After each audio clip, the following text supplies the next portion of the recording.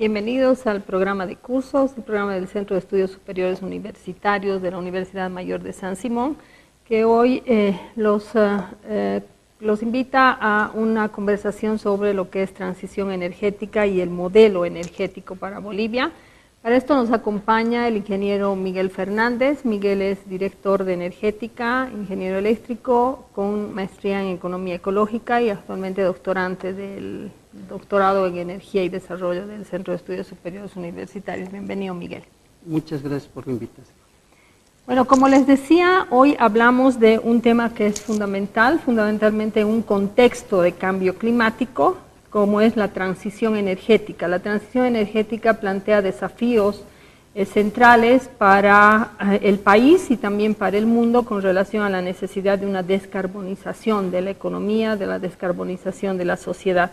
¿Qué es la descarbonización? ¿Por qué la urgencia de la descarbonización fundamentalmente del sector energético?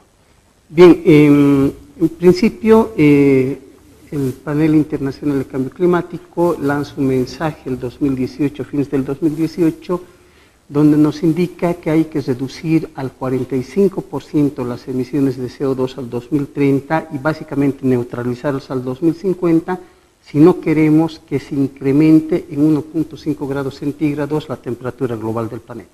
Si superamos ese límite, básicamente vamos a entrar en una debacle climática sin retorno, y ese es un problema para todos nosotros, ¿no? Entonces, en ese sentido, se lanzan algunas medidas y desde el contexto global resulta que el sector energético en todas sus facetas, es decir, los consumos de la industria, los consumos del transporte, los consumos residenciales, la generación de electricidad, todos estos sectores son responsables de un gran porcentaje de las emisiones de CO2. Y de ahí viene la idea de descarbonizar, ¿no? Entonces, descarbonizar en este momento el sector energético significa fundamentalmente que deberíamos dejar de consumir hidrocarburos y tener una matriz de energía basada en energías renovables. En el contexto boliviano, el 93% de toda la energía que consumimos en Bolivia tiene de una u otra forma origen en los hidrocarburos. La misma electricidad, en más del 70% está generada con gas natural. Entonces, en la medida que nosotros seguimos consumiendo energía, seguimos utilizando autos, tenemos productos de la industria, etcétera, estamos de una u otra manera consumiendo recursos que tienen como base, si quieren, el carbón, y estas emisiones están contribuyendo a que el planeta vaya agravando su situación. Por tanto, descarbonizar en términos estrictos significaría en el sector energético sacar los hidrocarburos de la matriz energética y reconvertir estos hidrocarburos por fuentes de energías renovables. En ese escenario y esa urgencia climática que nos plantea el IPCC, como mencionabas, Miguel, ¿cuáles serían los desafíos de pensar la transición energética en el caso boliviano? Bien, el caso boliviano es bastante peculiar, pero no escapa mucho a la realidad de todo el planeta. En el planeta, el 93%, 91% de toda la energía del planeta también está en base a fósiles. Entonces somos una reproducción pequeña. Sin embargo, hay algunos elementos que son muy importantes en el caso boliviano. Primero, el potencial de energías renovables. Creo que tenemos uno de los potenciales de energía solar más grandes de la región. Tenemos un potencial hidroeléctrico muy importante, sobre todo pensando en las cordilleras y en los flujos de agua que tenemos ahí. Tenemos un recurso eólico poco estudiado, muy puntual en este momento, pero que podría ser quizás muy grande, y tenemos también geotermia y biomasa. Entonces, en el contexto de otros países como Centroamérica, por ejemplo, que a veces no tienen ningún recurso natural disponible en tales cantidades, Bolivia perfectamente podría dar un salto a la descarbonización porque fuentes renovables es lo que nos sobra. Pero ¿cuáles son los problemas? El primer problema que tenemos que enfrentar en este momento es que la energía que nosotros tenemos está a precios, digamos, ínfimos en relación a todo el contexto internacional por una serie de decisiones internas que las hemos asumido como país, como toda la gente que vive, que es tener, por ejemplo, en el caso del gas natural, un precio por debajo en 3 o 4 veces el precio internacional. De esa manera se genera electricidad que es muy barata, y que de alguna manera sirve para dinamizar la economía, la producción, nos hace un poquito más competitivos. Pero cuando uno compara esto con las energías renovables, entonces resulta que la competencia es desleal, ¿no? Estamos utilizando un recurso a la larga contaminante, como es el gas natural, un recurso finito que se va a acabar, y estamos queriendo competir con fuentes de energía renovable que a nivel internacional son mucho más baratas que el diésel, son mucho más baratas que el gas a precios internacionales, pero que en Bolivia no logran sinceramente competir. Y en ese contexto está la hidroelectricidad por debajo, o sea, por encima, si quieren, del precio del gas natural, la solar, la eólica, que en contextos de países vecinos son altamente competitivas. En Bolivia no se puede cerrar ningún, digamos, acuerdo económico en ese sentido. Siempre estamos por encima de los precios de generación del gas natural. Y no solamente la electricidad, la gasolina que tenemos está subsidiada, el diésel que tenemos está subsidiado, entonces, en general, el problema que tenemos es que la base energética que tiene el país no tiene los precios reales, y eso hace que no pueda ser tan fácilmente sustituible por energías renovables si no se toman medidas colaterales. Usted con WWF Energética ha iniciado una iniciativa relacionada con pensar un modelo energético, el B3C. ¿Qué es el B3C, Miguel? B3C es un modelo ideal, absolutamente idealizado, donde quisiéramos ver cuál sería la posibilidad de que el país, como país primero, la región, el planeta, etcétera, pueda pasar de un modelo energético basado en combustibles fósiles a un modelo energético que sea bajo en carbono, primero, que sea bajo en costos y que sea bajo en conflictos. Entonces, es muy complicado esto. Si solamente vemos el tema costos, ya hemos visto, en Bolivia ya estamos con un desequilibrio.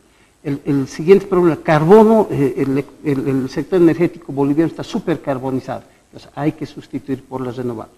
Pero además tenemos el tema de conflictos. En algún momento el anterior gobierno planteó hacer unas mega hidroeléctricas y claro, inmediatamente saltan los conflictos. Por otro lado, se quiere explotar más hidrocarburos, se está entrando a los parques nacionales, saltan los conflictos. Ninguna de las dos cosas está bien y yo creo que la gente tiene razón en protestar, en no dejar que se avasallen estas áreas, pero fíjense que hay estos detalles. Ya, la energía en Bolivia es la más barata, entonces subiremos, otra vez va a ser un conflicto.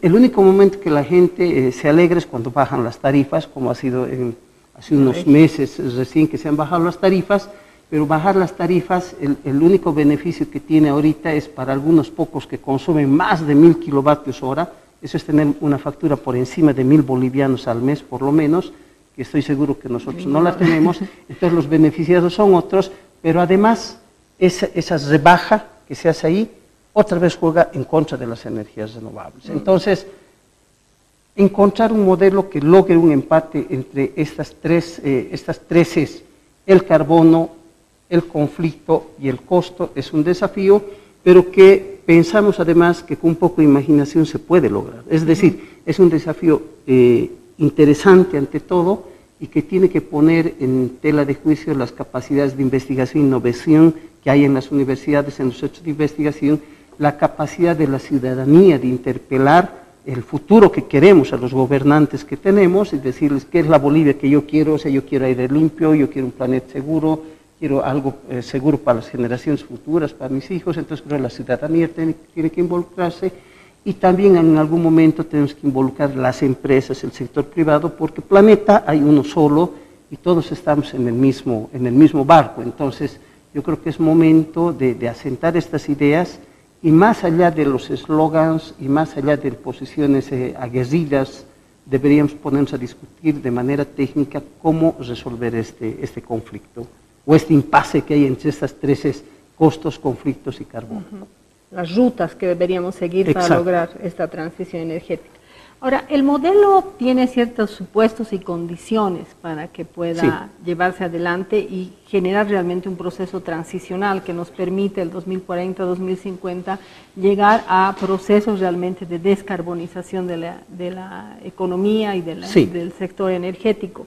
¿Cuáles son esos supuestos y condiciones que necesita el modelo? Nosotros junto con WWF, hemos hecho una perspectiva al año 2040 de lo que podría ser un sector energético descarbonizado.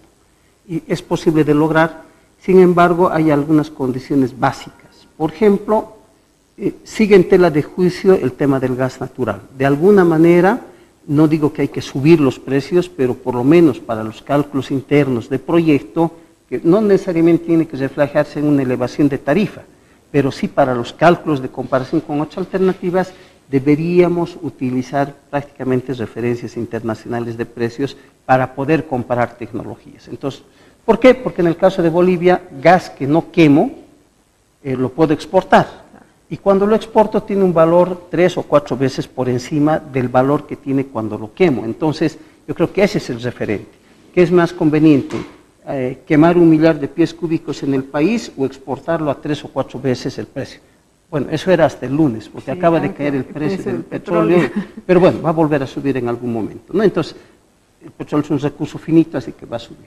Ese es un primer supuesto. Un segundo supuesto es que más allá de subir o no los precios de los energéticos, porque eso puede ser un tema de referencia de cálculos, deberíamos a la larga pensar nomás en algún esquema de impuestos al carbón. Es decir, si yo uso una fuente limpia, deberías recibir algún tipo de premio, de incentivo, y si yo uso una fuente contaminante como es un hidrocarburo, debería de alguna manera ser castigado, entre comillas, por lo menos económicamente. Entonces, eso, por ejemplo, podría favorecer mucho algunos esquemas como la electromovilidad. Entonces, utilizar energía eléctrica en este momento para mover nuestros autos, en el caso boliviano, podría ser mucho más limpio y más rentable. Es más rentable que utilizar diésel, por ejemplo, para mover los carros. Entonces, el diésel es más contaminante, etcétera, podría irse gravando de a poco un impuesto al CO2. Otro elemento también que es crucial para que este modelo funcione es la eficiencia energética. Es decir, no solamente es reproducir los patrones de consumo que tenemos, sino incorporar en estos patrones de consumo un concepto de eficiencia, de hacer el mejor uso posible que tengo de la energía. Entonces, si en paralelo va subiendo los precios, digamos, de la energía, va subiendo los impuestos al CO2, pero por otro lado voy bajando mi consumo de energía porque lo hago más eficiente, al final quizás estas reducciones de consumo, menor cantidad de energéticos, con esta subida de precios podemos llegar a tener los mismos niveles de satisfacción de necesidades que tenemos en este momento, a los mismos precios, pero con menor energía. Entonces, el impacto sobre la industria, sobre las personas, sobre las familias, prácticamente sería nulo, ¿no? Entonces, eficiencia energética, los temas de impuestos al carbono, la nivelación por lo menos de precios, por lo menos a nivel indicativo para hacer el cálculo de nuevos proyectos, creo que son los elementos cruciales que hay. Otras variables más que se toman en el modelo al 2040 es la evolución de precios de las tecnologías como la solar, la eólica, la hidroeléctrica, etcétera, en el tiempo.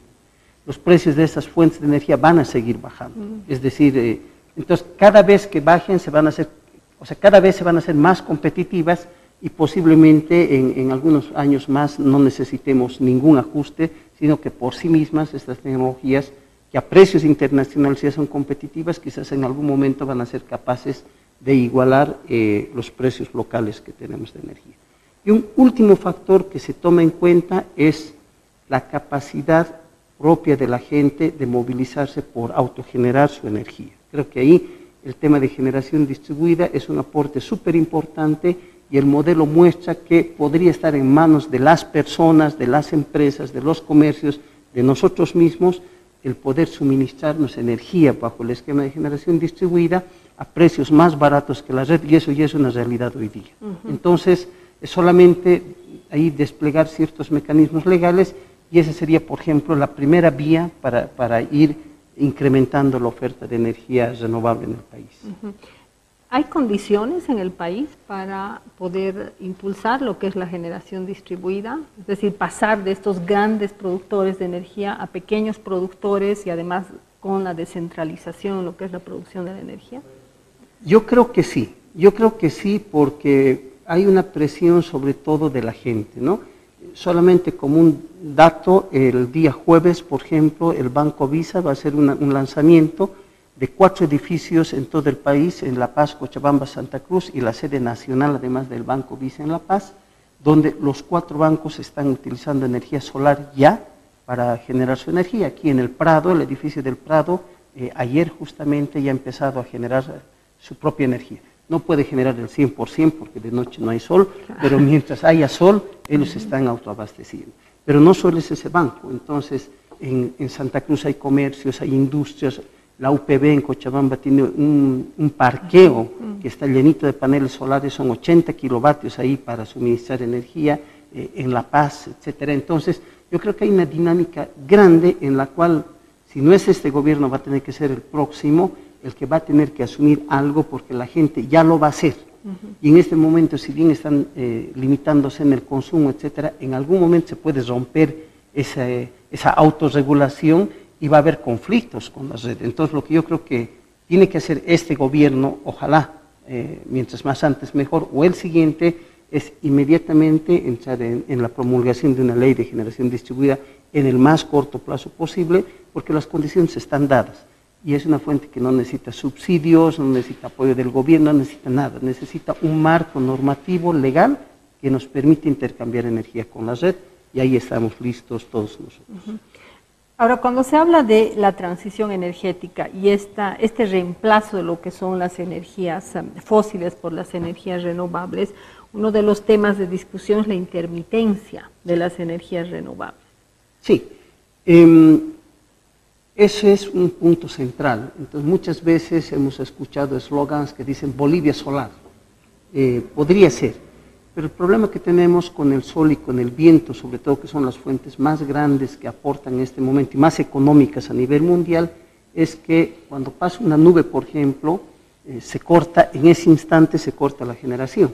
Una nube pasa a 70 kilómetros por hora, entonces a veces ni la vemos, pero la nube ha pasado y al momento de pasar sobre los módulos solares, en un instante se corta. Entonces, ese instante que cae la generación, alguien tiene que entrar a cubrir el hueco, porque si no se nos apagaran las luces, los motores y todo lo demás.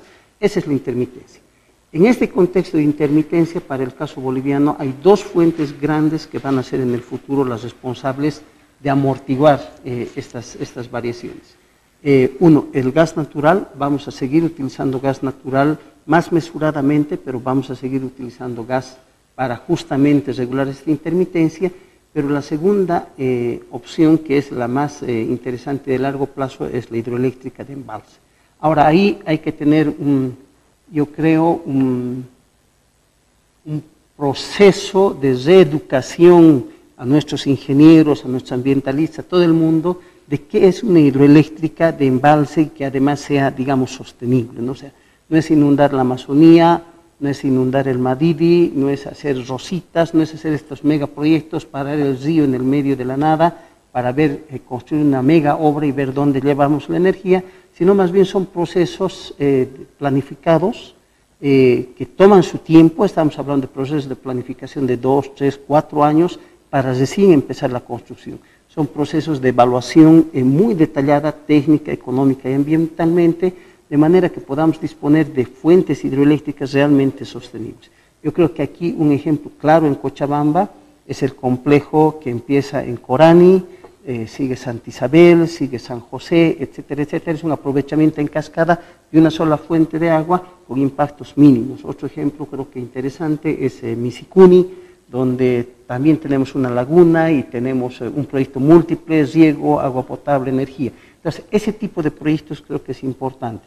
Y el último ejemplo, aunque con un poquito más, digamos, de dudas sobre el tema ambiental, por la posición en la que está, es Ibirizu, que es un proyecto también súper interesante en términos de energía, aunque por estar a la puerta del Parque Nacional Carrasco puede generar algunos problemas si no se cuida y no se maneja adecuadamente.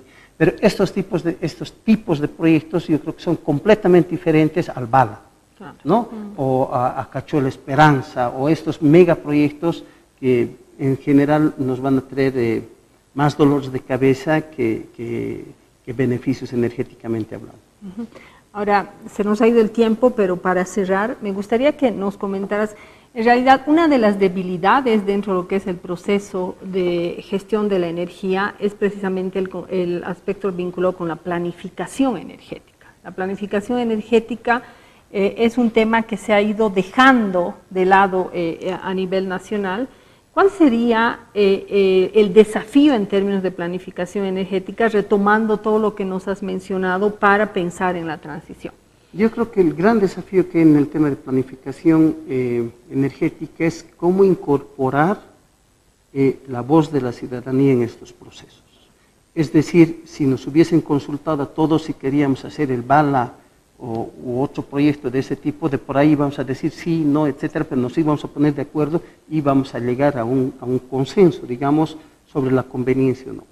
En este momento, la planificación hasta el año pasado, digamos, ha estado muy sujeta a las líneas de gobierno, del gobierno actual, bueno, no del gobierno actual, sino del gobierno de turno, digamos. En ese momento se lanzó una Agenda 2025 y todo el Estado ha hecho un esfuerzo por planificar al 2025, que está a la vuelta de la esquina, pero si uno explora el 2026 no hay nada, si uno explora el 2027 no hay nada. Entonces, no se puede planificar a un periodo de tiempo cerrados. Una planificación en realidad es un instrumento de actualización permanente día a día, es un plan vivo que hay que irlo alimentando y reacondicionándolo y acondicionándolo en función de las condiciones. Pero creo que la planificación energética en este momento es una responsabilidad que la tiene que asumir fundamentalmente el Estado, porque ese es su potestad, pero deberíamos todos nosotros encontrar caminos para poder hacer llegar nuestras propuestas, poder interactuar con estos planificadores para ir construyendo un plan que queramos todos nosotros como bolivianos. Energética, junto con WWF, ha iniciado ese proceso de mesas de diálogo para pensar, imaginar y además contribuir con lo que son propuestas para lo que podría ser este proceso transicional al 2040. Se nos acabó el tiempo, pero en un próximo programa me gustaría que veamos los resultados de esas mesas de diálogo, podamos conversar sobre cuáles son esas rutas críticas que nos podrían llevar a lo que es esta transición energética, fundamentalmente mencionando lo que tú decías, involucrando a la sociedad civil, generando procesos efectivos de gobernanza energética que alimenten lo que son los procesos de planificación y que a su vez permitan la construcción participativa de lo que son las políticas energéticas. Muchas gracias, Miguel. Muchas gracias, y yo creo que sí, hay un espacio que hay que construir y un desafío hacia adelante que tenemos que vencer todos nosotros. Fundamentalmente pensando en la posibilidad de imaginar otro mundo posible que nos permita lograr realmente esta descarbonización de la energía y buscar la electrificación de lo que es la economía. Gracias. Gracias. Buenas.